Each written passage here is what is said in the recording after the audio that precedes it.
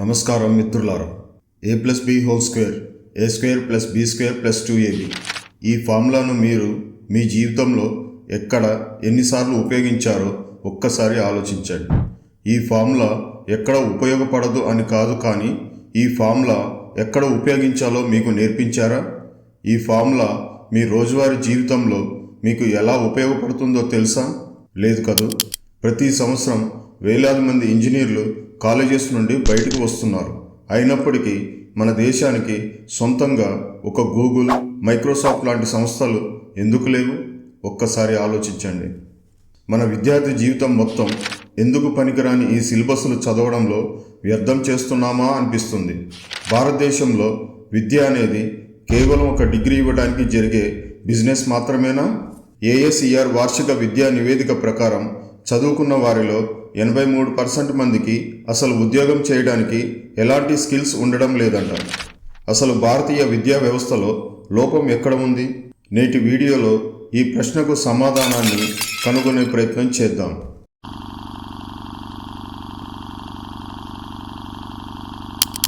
భారతదేశ విద్యా వ్యవస్థలో అతిపెద్ద లోపం అనేక రంగాలలో అసమానత. గ్రామీణ ప్రాంతాల్లోని పాఠశాలలు, నగరాల్లోని ప్రైవేట్ స్కూళ్ళ మధ్య భారీ వ్యత్యాసం ఉంటుంది. గ్రామీణ ప్రాంతాల్లో ప్రాథమిక సదుపాయాలు లేకపోవడం, ఉపాధ్యాయుల కొరత, అద్దెకు తీసుకున్న భవనాలలో పాఠశాలలు నడపడం వంటి సమస్యలు ఉన్నాయి. ఇది విద్యా నాణ్యతను గణనీయంగా ప్రభావితం చేస్తుంది. 2025 నాటికి భారతదేశంలో 15 సంవత్సరాల కంటే తక్కువ వయసు గల 6 మిలియన్ల పిల్లలు పాఠశాలలకు హాజరు కావడం లేదు. గ్రామీణ ప్రాంతాల్లో 50% పాఠశాలలకు మంచినీరు, ఇతర సదుపాయాలు లేవు. వనపర్తి జిల్లా అమరచింత మండలం ప్రభుత్వ పాఠశాలలో సరైన టాయిలెట్లు లేక విద్యార్థులు తీవ్ర ఇబ్బందులు పడుతున్నారు. స్కూల్లో 250 మంది విద్యార్థులకు కలిపి ఒకటే టాయిలెట్ ఉంది. దాంతో చిన్నారులు అవస్థలు పడుతున్నారు. అంతమందికి ఒకటే టాయిలెట్ ఉంటే తాము ఎలా వెళ్లాలని విద్యార్థులు ప్రశ్నిస్తున్నారు. No playgrounds or toilets, sometimes no teachers. An audit of the RTE Act, the Right of Children to Free and Compulsory Education across the country, has found acute deficiencies in most schools, which could undermine the legislation, which is intended to universalize education.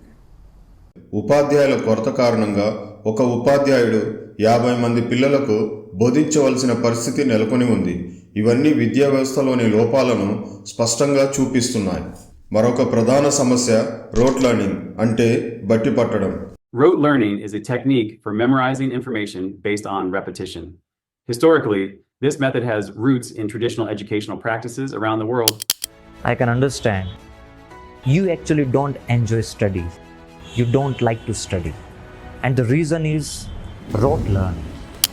భారతదేశంలో విద్యా వ్యవస్థ చాలా వరకు పరీక్షలపై దృష్టి పెడుతుంది. పిల్లలు కేవలం మార్కుల కోసం చదువుతారు. దీనివల్ల వారి సృజనాత్మకత, విమర్శనాత్మక ఆలోచన శక్తి అభివృద్ధి చెందడం లేదు. ఇది వారి భవిష్యత్తు అవకాశాలను పరిమితం చేస్తుంది. ఇంకొక సమస్య ఏమిటంటే చాలామంది ఉపాధ్యాయులు తగిన శిక్షణ లేకుండా బోధిస్తున్నారు. అదే సమయంలో వారికి తగిన వేతనాలు మరియు ప్రోత్సాహకాలు అందించడం లేదు. ఇది బోధనా నాణ్యతను ప్రభావితం చేస్తుంది. ఈ సమస్యలను పరిష్కరించడానికి ప్రభుత్వం, కొన్ని స్వయం సేవా సంస్థలు కృషి చేస్తున్నాయి. సర్వశిక్ష అభియాన్ మరియు డిజిటల్ ఇండియా వంటి కార్యక్రమాలు విద్యా వ్యవస్థను మెరుగుపరచడానికి ప్రయత్నిస్తున్నాయి. ఫిన్లాండ్ విద్యా వ్యవస్థ ప్రపంచంలో అత్యుత్తమైనదిగా పరిగణించబడుతుంది. ఇక్కడ విద్యార్థులు చిన్న వయసు నుండి ఆటలు మరియు ఆచరణాత్మక కార్యకలాపాల ద్వారా నేర్చుకుంటారు. పరీక్షల ఒత్తిడి చాలా తక్కువ. ఉపాధ్యాయులు అత్యంత శిక్షణ పొందిన వారు ఉంటారు. వారికి గౌరవం, మంచి ప్రోత్సాహకాలు అందించబడతాయి. విద్యార్థులు సగటున 2-3 గంటలు మాత్రమే పాఠశాలలో గడుపుతారు. First grade, when you are 7 years old, the amount of hours is 20 hours a week. It's the minimum. And then it gets more hours the older you get, but it's still less than in many countries. కానీ అవి ప్రపంచంలో అత్యధిక సాక్షరతా రేటును కలిగి ఉన్నాయి. భారతదేశంలో విద్యార్థులు చాలా వరకు పుస్తకాలపై ఆధారపడతారు. అయితే ఫిన్లాండ్ వంటి దేశాల్లో విద్యార్థులు ఆచరణాత్మక అనుభవాల ద్వారా నేర్చుకుంటారు. ఇది వారి సృజనాత్మకత మరియు సమస్య పరిష్కార నైపుణ్యాలను అభివృద్ధి చేస్తుంది. 1వ తరగతి నుండి 12వ తరగతి వరకు అన్ని సబ్జెక్ట్స్ ఇంగ్లీష్లో చదివే చాలామంది విద్యార్థులు అసలు ఇంగ్లీష్లో మాట్లాడలేరు. అమెరికా గురించి మాట్లాడితే అక్కడ పిల్లలకి ఇంగ్లీష్ బోధించుకున్నా ఇంగ్లీష్ మాట్లాడగలరు. ఎందుకంటే ఇంగ్లీష్ వారి మాతృభాష. ఏ భాష నేర్చుకోవాలన్నా అది కంఠస్థం చేయవలసిన అవసరం లేదు, కానీ దానిని అభ్యసించడం చాలా అవసరం. కానీ మన విద్యా విధానంలో మన మాతృభాషకు ప్రాధాన్యత ఇవ్వకుండా ఇంగ్లీషుకు మాత్రమే ప్రాధాన్యత ఇస్తున్నారు. మన దేశంలో ఇంగ్లీష్ మాట్లాడడం రాకపోతే వాడిని ఎందుకు పనికిరాని వాడిగా భావిస్తారు. అదే ఒక జర్మన్, ఫ్రెంచ్, రష్యన్ వాడు ఇంగ్లీష్లో మాట్లాడకపోతే పర్వాలేదు, కానీ ఒక ఇండియన్ ఇంగ్లీష్లో మాట్లాడకపోతే మాత్రం ఎంతో సిగ్గుపడే విషయంగా భావిస్తారు. How you doing today, ma'am? I asked how you were doing today. I'm doing.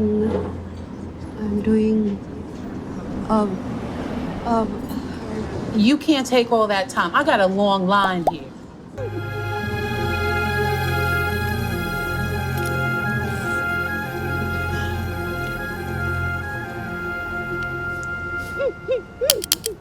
ఇక్కడ మనకు ఒక సందేహం వస్తుంది, అసలు మన విద్యా విధానంలో ఇంగ్లీష్ భాషను చొప్పించింది ఎవరు అని.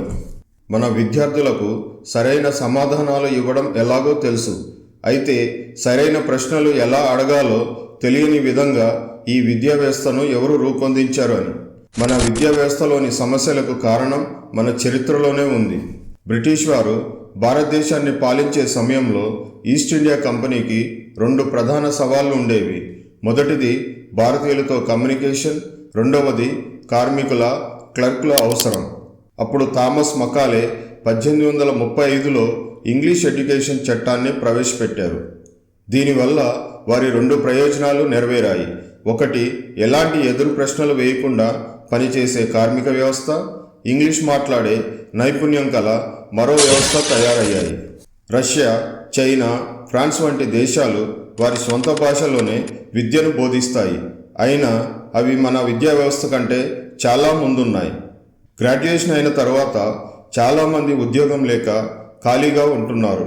ఈ 15 సంవత్సరాల విద్యార్థి జీవితంలో తను నేర్చుకున్న విద్య, నైపుణ్యాలు అసలు ఉద్యోగానికి కావలసిన నైపుణ్యాలకు అసలు సంబంధమే ఉండదు. ఈ 15 ఏళ్ల చదువులో కంఠస్థం తప్ప వారు చేసిందేమీ ఉండదు. ప్రపంచవ్యాప్తంగా సాంకేతికత శరవేగంగా అభివృద్ధి చెందుతుంది. ఈ సరికొత్త సాంకేతికతలు మరిన్ని ఉద్యోగాలను తెస్తాయని, రాబోయే దశాబ్దంలో సాంకేతికత పెరుగుతుందని మనం గ్రహించాలి. ప్రస్తుత భారతీయ విద్యా వ్యవస్థను అందుకు అనుగుణంగా తయారు చేయాలి. అప్పుడే మన విద్యా వ్యవస్థ మన దేశ అవసరాలకు సరిపడా నైపుణ్యం కల, ప్రపంచంతో పోటీ పడగల మానవ వనరులను సృష్టించగలదు. మొదట విద్యా వ్యవస్థలో సమానత్వాన్ని నెలకొల్పాలి. ప్రతి పిల్లవాడికి నాణ్యమైన విద్య అందించడం మన ప్రధాన లక్ష్యం కావాలి. రోట్ లెర్నింగ్ బదులుగా సృజనాత్మకత, విమర్శనాత్మకత ఆలోచనలను ప్రోత్సహించే విద్యా విధానాన్ని అమలు చేయాలి. ఉపాధ్యాయులకు తగిన శిక్షణ మరియు ప్రోత్సాహకాలు అందించడం ద్వారా బోధనా నాణ్యతను మెరుగుపరచాలి. దీని మొదటి అడుగుగా మన రాజకీయ నాయకుల పిల్లలను ఖచ్చితంగా ప్రభుత్వ పాఠశాలలోనే చదివేలా చట్టం తేవాలి. అప్పుడే మన విద్యా వ్యవస్థ బాగుపడుతుంది. మిత్రులారా, విద్య అనేది ఒక దేశం యొక్క భవిష్యత్తు. ఈ సమస్యలను పరిష్కరించడానికి మనందరం కలిసి కృషి చేయాలి. మీరు ఈ అంశంపై మీ అభిప్రాయాలను కామెంట్ సెక్షన్లో పంచుకోండి. ఈ వీడియోను సబ్స్క్రైబ్ చేయండి, మీ స్నేహితులకు షేర్ చేయండి. ధన్యవాదాలు. జై హింద్.